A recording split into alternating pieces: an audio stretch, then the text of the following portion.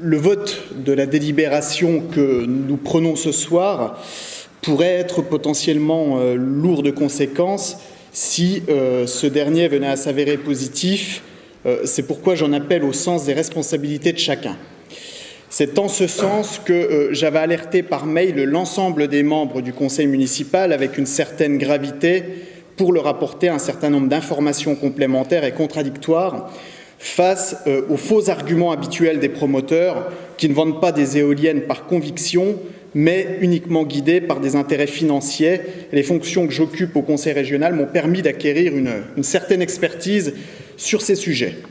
Aujourd'hui, alors que la France compte déjà environ 8000 éoliennes, dont seulement 5 à 10% en fonctionnement pour nos besoins énergétiques, il n'est absolument pas justifié d'en implanter davantage.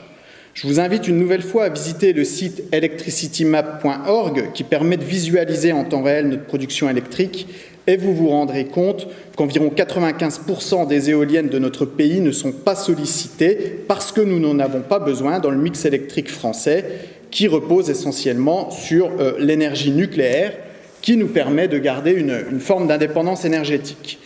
Je ne vais pas rappeler ici la somme d'inconvénients et de nuisances que génère ce type d'équipement, comme la dégradation des paysages, l'artificialisation des sols, la destruction de la biodiversité, la dévaluation des biens immobiliers ou encore les problèmes constatés sur la santé humaine ou animale, mais je vais plutôt ce soir vous avertir et une nouvelle fois sur le non-retour en arrière possible en cas de vote positif.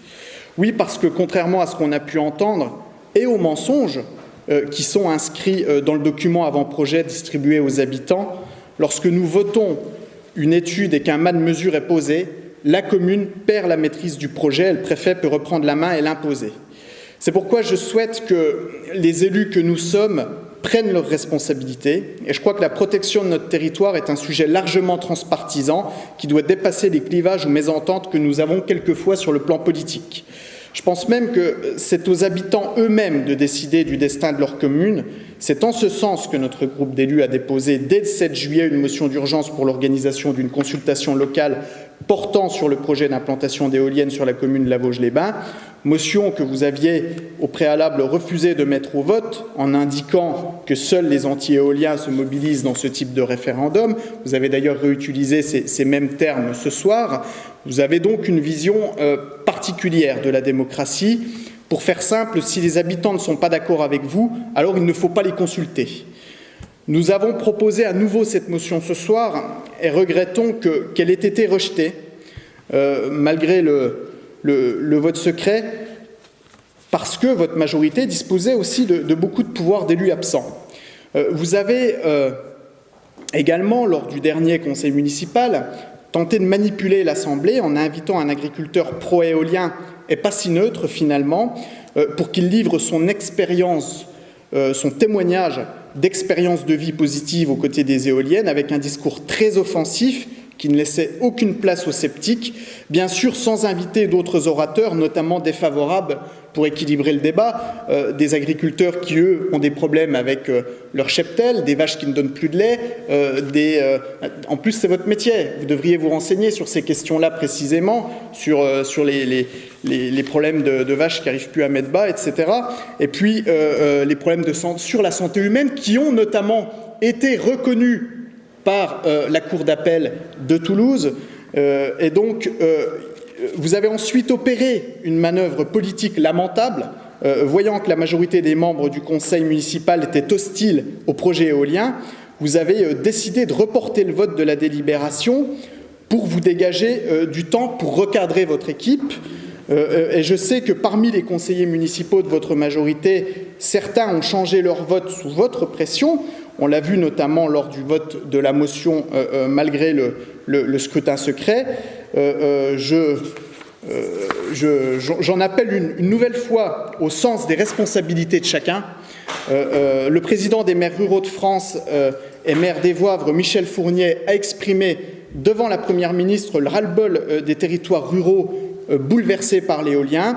Ce soir, nous avons la capacité de porter la parole des habitants des territoires ruraux et du nôtre en particulier en nous opposant à ce projet. Faisons-le avec intelligence, dans l'intérêt de notre commune. comme l'ont déjà fait les communes de Fommeray ou Uxenier par exemple, et d'autres peut-être qui vont se battre demain pour ne pas qu'on impose d'éoliennes à proximité du lac de Bouzet, parce qu'aujourd'hui on en impose dans tout le département.